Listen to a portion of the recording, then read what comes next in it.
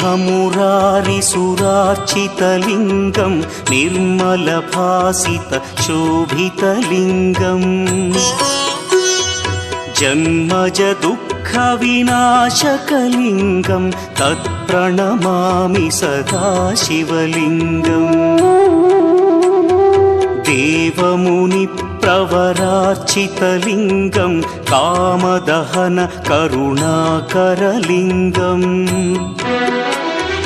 रावणदर्पविनाशकलिङ्गं तत्प्रणमामि सदा शिवलिङ्गम्